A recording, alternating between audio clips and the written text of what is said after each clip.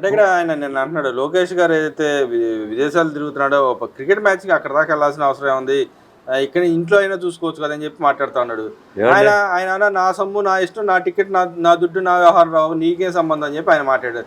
ఎలా చూడొచ్చుంటారు? ఎందుకే ఆయన ఫాలో అవుతున్నాడు అంటారు? ఎందుకంటే జగన్మోహన్ రెడ్డి గారు మళ్ళీ పబ్జీ ఆడుకోవడం చేత కాదు కదా, లోకేష్ గారికి పబ్జీ ఆడుకోవడం చేత కాదు కదండి. ఆయన ఇప్పుడు పాకిస్తాన్ మీద మ్యాచ్ జరుగుతుందంటే అసలు ఇండియాకి పాకిస్తాన్కి యుద్ధం జరిగే అంత వాతావరణంలో ఉంటుంది. ఆయన ప్రతిదానికి ఏం పోవట్లేదుగా. ఏమైనా అసెంబ్లీని ఏమైనా ఎగ్గొట్టిపోయాడా, లేకపోతే ప్రజా సమస్యల గురించి ఏమైనా పోయాడా? ఆయన కష్టపడుతున్నాడు, పోయాడు, వచ్చాడు, మళ్ళీ ఏమంటే అసెంబ్లీ సమావేశాలకి శాసనమండలి సమావేశాలకు వచ్చాడు. ఆ సమావేశాలు అయిపోగానే మళ్ళీ వేరే దానికి వెళ్తానే ఉండరు.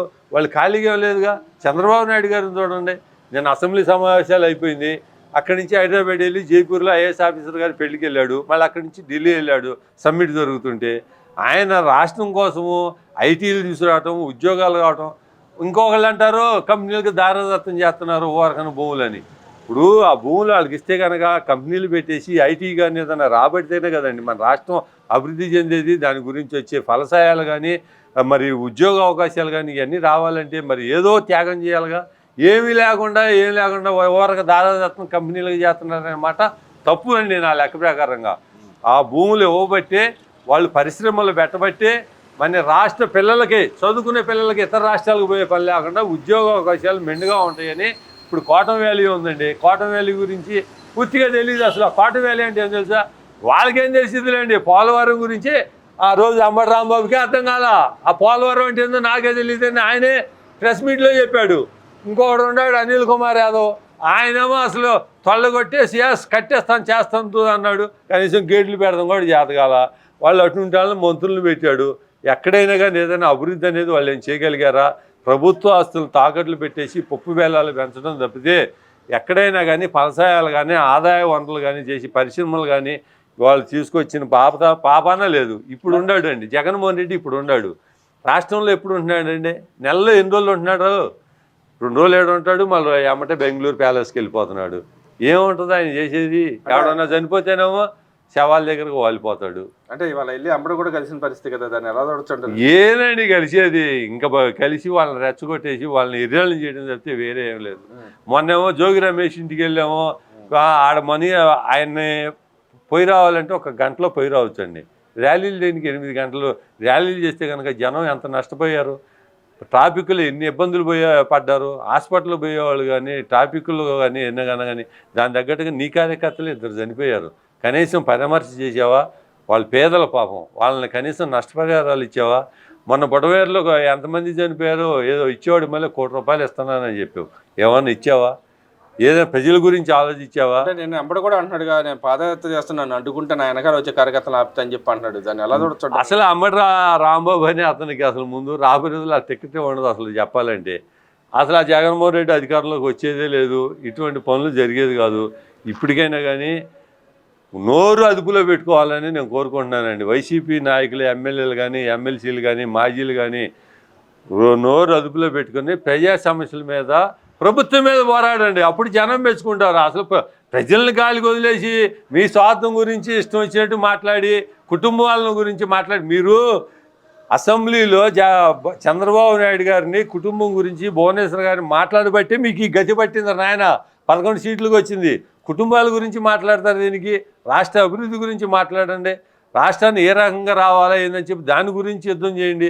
దాని గురించి యుద్ధం చేయకుండా ప్రతిపక్ష నాయకుడు హోదా కావాలని ఆయన ప్లకార్డు పట్టుకోవడం వచ్చిన పరిస్థితి మన అసెంబ్లీ బిగిన్ అయినప్పుడు ఎట్లా వస్తుందండి? దానికి సంబంధించిన విధంగా అసలు పాటు పడుతున్నారా, లేకపోతే ఎవరో ఇస్తే నేను తీసుకుంటా అన్నట్టుగా వ్యవహార శైలి? అసలు ఇప్పుడు ఉంది కదండి 10% అన్న రావాలిగా. ఉండ సీట్లలో ఇప్పుడు 18 మంది అన్న ఉంటే ఎమ్మెల్యే సీట్లు ఆయనకు వస్తుంది. అసలు 11 సీట్లకి ప్రతిపక్ష హోదా ఎట్లా ఇస్తారని లేని దానికి ఆడి నుంచి తీసుకొచ్చి అపోజిషన్ కానీ అడుగుతున్నాడు. అపోజిషన్ అయినా ఏదైనా కానండి. ఇప్పుడు నేను మామూలుగా ఎమ్మెల్యేను, నాకు ఒక మంత్రి పదవి ఇవ్వమంటే ఇస్తారా? ఇప్పుడు అది జరిగే పని కాదు కదా, అది కరెక్ట్ కాదు కదా. ఇప్పుడు అంటే ప్రతిపక్ష హోదా లేకపోతే అసెంబ్లీలో పోరాడటానికి నిన్ను ఎవరిని అడ్డుపడుతున్నారా? నువ్వు ముందు రాయా, వచ్చి పోరాడు. నీకు మైక్ ఇవ్వకపోతే, టైం ఇవ్వకపోతే అప్పుడు నాకు టైం ఇవ్వట్లేదు, మీ గురించి సమస్యలు చెప్పనట్లేదు అని చెప్పి అప్పుడు జనంలోకి వెళ్ళు. అసలు రాకుండానే నాకు ప్రతిపక్ష హోదా అయితే నేను బళ్ళో పిల్లల్లాగా లేకపోతే ఇంట్లో చిన్నపిల్లలాగా మారం చేయడం ఇటువంటి కరెక్ట్ కాదని చెప్పి నా ఉద్దేశం అండి. మరి ఇక్కడ ఇంకో విషయానికి వస్తే ఏదైతే ఆయన బడ్జెట్ వ్యవహారం చెప్తే నేను ఉండగానే అందరూ ఎంతో సేవ చేశాను, బాగా నేను ఉన్నప్పుడు డబ్బులు ఇచ్చిన ఈ గవర్నమెంట్ అంత మోసం చేస్తుంది, మోసాలు చంద్రబాబు నాయుడు ప్యాంటు షర్ట్ వేసుకున్న వ్యక్తి అని మాట్లాడుతూ ఉన్నాడు. రైతులు కూడా ఆయన ఉన్నప్పుడే మేలు జరిగిందంటే ఈ గవర్నమెంట్ అసలు సంక్షేమ పథకం ఏది ఒక్కటే కూడా ఇవ్వట్లేదంట కదా. ఏముంది సూపర్ 6 పథకాల్లో నీకు మళ్ళీ పింఛను 3,000 చేయడానికి 5 సంవత్సరాలు పట్టలేదుగా. బాబు గారు ఒకేసారి 3,000 4,000 చేశారు. గ్యాస్ బండ్లది ఇచ్చారు సంక్షేమ పథకాలు, గ్యాస్ బండ్లు కానీ, మరి రైతు భరోసా డబ్బులు కానీ, మరి మహిళలకి ఉచిత బస్సు ప్రయాణాలు కానీ అన్నీ 1 by 1 అన్నీ చేసుకొచ్చారు కదా, చేసుకొస్తూనే ఉన్నారు కదా. నీకు 5 సంవత్సరాలు నువ్వు రైతు భరోసాకి ఎంత ఇస్తానన్నావు, నువ్వు ఎంత ఇచ్చావు? బాబు గారు 20,000 రూపాయలు అన్నాడు, 20,000 ప్రకారంగా ఇచ్చారు. రైతులకి ఎప్పుడైనా కానీ పరికరాలు సబ్సిడీ మీద పరికరాలు ఎప్పుడైనా మీరు ఇచ్చారా మీ ప్రభుత్వంలో? ఇప్పుడు రాండి, డ్రోన్ల దగ్గర నుంచి రోటావేటర్ల దగ్గర నుంచి ట్రాక్టర్ల దగ్గర నుంచి మొత్తం సబ్సిడీ మీద ప్రతి రైతుగా అందిస్తున్నారు. అంటే బాకీ పడ్డారు ఈ గవర్నమెంట్ వచ్చి ఇస్తున్న వాగ్దానం ప్రకారం బాకీ పడ్డారు. 2 ఏళ్ళు దాదాపు 4 బడ్జెట్ ప్రవేశపెట్టారు, బాకీ పడ్డారని చెప్పి అంటున్నాడు కదా. బాకీ పడ్డారా గవర్నమెంట్? అసలు బాకీ పడిందా ఇవ్వకుండానే?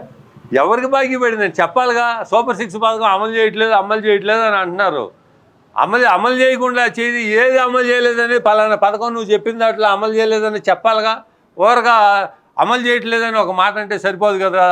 ఊరగా మీరు ఇటువంటి మాటలు మాట్లాడకూడదు. జగన్మోహన్ రెడ్డి గారు ఇష్టం వచ్చినట్టుగా ఫ్లైట్లు ఖర్చులు పెడుతున్నారు, విమానాల ఖర్చులు కానీ హెలికాప్టర్ల ఖర్చులు పెడుతున్నారు అన్న. అవి ప్రజల అవసరాల కోసం కానీ ఉచితంగా ఆయన ఊరగా ఏం తిరగట్లేదు బాబు. ప్రజలకి ఎక్కడ కంపెనీలు రావాలా, ఏ రకంగా వస్తే అభివృద్ధి చెందిద్దని. మరి ఒకటే కాదండి, ఉత్తరాంధ్ర కానీ అమరావతి కానీ ఇటు రాయలసీమ కానీ అన్ని రకాలుగా ఆయన ఆలోచిస్తున్నారు. పోలవరం పూర్తి అవుతుంది, అమరావతి 100%గా ఇప్పుడు వచ్చి చూడు. నీ తాడేపల్లి ఇక్కడే ఉంది కదా, అమరావతిలో పనులు జరుగుతున్నాయి, ఏ దుమ్ములు ఎగుతుందో మొత్తం చెప్పాలంటే. మేము రోజు పోతున్నాము, లేఅవుట్లో కానీ రోడ్లు కానీ ఏదైనా కానీ జరుగుతుంది. ఒక్క ఉదాహరణ అండి, సమాధిరాయిలాగా పీడబ్ల్యూ వర్క్షాప్ కాడ కరకట్ట ఎడల్పు చేస్తానని చెప్పి ఆయన కొబ్బరికాయ కొట్టేసి చక్కగా పెద్దది కట్టుకున్నాడు. కరకట్ట ఏమైనా ఎడల్పు చేసావా? 5 సంవత్సరాలు ఒక్క పని చేసావా నువ్వు?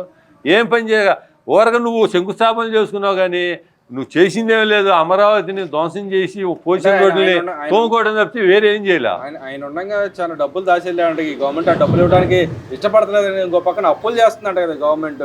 చదువురా అని నిరక్షరాశులు కూడా చెప్పరు నువ్వు మాట్లాడే వాళ్ళు. నువ్వు డబ్బులు దాచాయా? ఎంత దాచావయా? ఎన్ని వాములు వేసావయ్యా నువ్వు అసలు నీకు అప్పు ఇచ్చేవాడు లేక ప్రభుత్వ అసలు తాకట్టు పెట్టిన సంగతి జనాలందరికీ తెలుసు. ఆ తాకట్లు పెట్టేసి నువ్వు జనాల్ని పప్పు బెల్లాలుగా పంచావు, అంత తప్పితే వేరే ఏమీ లేదు.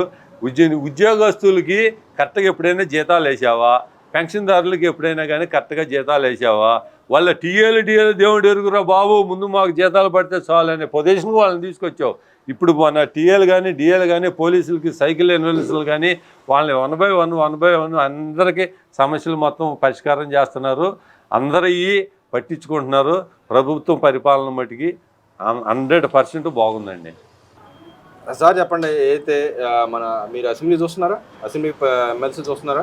శాసనమండలి మేము రోజు వింటానే ఉన్నామండి, మేము రోజు చూస్తూనే ఉన్నాము. ఇప్పుడు ఎలా జరుగుతుంది అంటారు? గతానికి ఇప్పుడు తేడా ఏం కనిపించింది అంటారు? అసలు ఏం జరుగుతుంది అంటారు? ఏమంటే గతంలో ఇది కనుక ప్రజా సమస్యల మీద అసెంబ్లీలో కానీ శాసనమండలిలో కానీ ప్రజా సమస్యల మీద మామూలుగా అడిగేవాళ్ళు, క్వశ్చన్ అవర్లు కానీ ఏదైనా కానీ. అసలు క్వశ్చన్ అవర్ అనేది మేము ఇంతవరకు వెళ్ళాలి. అసలు ప్రజల సమస్య గురించి మాట్లాడతారా? ఎంతసేపటికి వాళ్ళ మీద చేసిన తప్పుల్ని కప్పిపుచ్చుకోవడానికి చెప్తే బొత్స సత్యనారాయణ కానీ మరి వాళ్ళకి సంబంధించిన ఎమ్మెల్సీలు మొత్తం ఏదో ప్రభుత్వం మీద ఎదురుదాడి చేయటం తప్పితే ప్రభుత్వాన్ని ఎదుర్కోలేక పారిపోతున్నారు చెప్పాలంటే. ఏదైనా గట్టిగా మాట్లాడి మీరు అడిగిన దానికి మేము చెప్తాం సమాధానం, మీరు అడగండి, ఆధారాలతో సహా మాకు చూపించండి అని చెప్పి వీళ్ళు అడిగినప్పుడు ఆధారాలు ఉంటేనే కదండి. ఆధారాలు లేకుండా ఇష్టం వచ్చినట్టు మాట్లాడతాం, మళ్ళీ వాకౌట్ అని చెప్పి పారిపోవటం. మొన్న అసెంబ్లీ సమావేశాల్లోనే శాసనమండలి సమావేశాల్లోనే బయటకు వచ్చేసి అసలు నెయ్యి ప్యాకెట్ గాను వేరే ప్యాకెట్కి హెరిటేజ్ ఇది నెయ్యి ప్యాకెట్, అది పిండి ప్యాకెట్ తీసుకొచ్చి చూపించి ఇది నెయ్యి ప్యాకెట్ అని చెప్పి అబాస్పాలు అయిపోయావు కదరా బాబు నువ్వు శాసనమండలిలో. మళ్ళీ నువ్వు ఆపోజిషన్ అపోజిషన్ లీడర్ అయి ఉండి కూడా నువ్వు ఇటువంటి పనులు చేస్తున్నావు. నువ్వు దేనికైనా కానీ ప్రజల గురించి కానీ ఆ 11 సీట్లు వచ్చినా కానీ ఎటు తిరిగి అసెంబ్లీలో పోరాడలేక పారిపోయారు. శాసనమండలిలోనేమో ప్రజా సమస్యలని అడగలేక ఏదో వాళ్ళు మీ ప్రభుత్వం మీద పడ్డ తప్పులన్నీ కప్పిపుచ్చుకోవడానికి ఏదో రకంగా తప్పుకోవడం తప్పితే ఏమీ లేదు, మీ వల్ల ఏమీ కాదు. కూడా కరాగండి చెబుతున్నారు కదా, ఒక పక్కన హెరిటేజ్ నెయ్యి విషయం తీసుకొస్తున్నారు, ఇంకో పక్కన విశాఖ భూముల గురించి తీసుకొస్తా ఉన్నారు. దాని గురించి ప్రూఫ్లు అడిగితే ఎందుకు పారిపోయే పరిస్థితులు ఎందుకు? వాళ్ళ దగ్గర ఉంటేనే కదండి, ప్రూఫ్లు ఉంటేనేగా. వాళ్ళ దగ్గర ప్రూఫ్లు ఉండవు. బాబు గారు లోకేష్ గారు రాష్ట్రాన్ని అభివృద్ధి చేయడానికి కంపెనీలను కానీ ఐటీ వాళ్ళని కానీ అదే దేనికండి బిల్ గేట్స్ గారిని తీసుకొస్తేనే ఆయన్ని అసలు ఇక్కడ తీసుకొస్తే ఒకడు మాట్లాడుతున్నాడు ఎమ్మెల్యేనో ఎవరు, టీ ఖర్చు ఎంత, సమోసాల ఖర్చు ఎంత, మన నవ్వుతున్నారండి. అసలు అయ్యేం మాటలండి. అసలు ఆ టీ ఖర్చులు గాను సమోసాలుగా అసలు ఆ మాట్లాడటం ఏంది, ఆ కథ ఏంది? ఆయన ఉండ ఆస్తిలో 90% ప్రజలకి వెచ్చేస్తున్నాడు అండి గేట్స్ గారు అంటే ఏదన్నా గేట్లు గడ టికెట్లు అమ్ముకునేవాడు అనుకుంటున్నారా? మీరు ఇష్టం వచ్చినట్టు సమోసాలు అవన్నీ మాట్లాడతాం. ఆయన స్పెషల్ ఫ్లైట్ వేసుకొచ్చేసి మన రాష్ట్రానికి, మన రాజధానికి అమరావతికి రావటమే మన అదృష్టం. అది ఆయన పెట్టుబడులు పెడతాం కానీ ప్రజలకు సేవ చేయడానికి కానీ పిల్లలకు కానీ ఆరోగ్య సమస్యలు కానీ ఇటువంటి హాస్పిటల్ కానీ ఆయన ఎంత సేవ చేస్తున్నారో దాని గురించి. అంటే ఆయన దారాదత్తం చేసి అమ్మేస్తున్నారంట కదా, మన ప్రజల యొక్క ప్రాణమానాలను అమ్మేస్తున్నారంట కదా. ఎడ్యుకేషన్ కూడా ఆయన కింద దారాదత్తం చేసి అమ్మేస్తుందంట ఈ గవర్నమెంట్. ఎవరు అమ్ముతుందండి? అసలు ఏం మాట్లాడుతున్నారు ఏంది ఇష్టం వచ్చినట్టుగా? జగన్మోహన్ రెడ్డి గారు మొన్న ఆ ప్రెస్ మీట్ చూస్తుంటేనే మాకే నవ్వు వస్తుంది. విమానాలు హెలికాప్టర్లో పవన్ కళ్యాణ్ గారు, లోకేష్ గారు, చంద్రబాబు గారు ఇష్టం వచ్చినట్టు తిరుగుతున్నారు. అయ్యా బాబు, నేను ఒక్క మాట అడుగుతున్నాను అయ్యా. కిష్టాపాలెం కాడి నుంచి ఎంగడపాలెం 4 కిలోమీటర్లు. హెలికాప్టర్లు వెళ్ళింది ఎవరు? ప్రజా సొమ్ము వృధా చేసింది ఎవరు? నువ్వు తాడేపల్లి దగ్గర నుంచి సెక్రటేరియట్కి రావాలంటే కొన్ని వందల మంది పోలీసులను అడ్డం పెట్టుకొని భయపడతా వచ్చావు.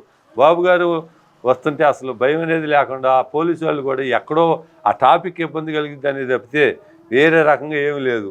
నువ్వు అన్ని రకాలుగా ముఖ్యమంత్రిగా అయ్యో ఉండి కూడా భయపడతా ఉండ చెట్లు నరకటము, పరదాలు కడతాము, ఎక్కువగా హెలికాప్టర్లు విమానాల్లో తిరిగింది నువ్వురని ఆయన.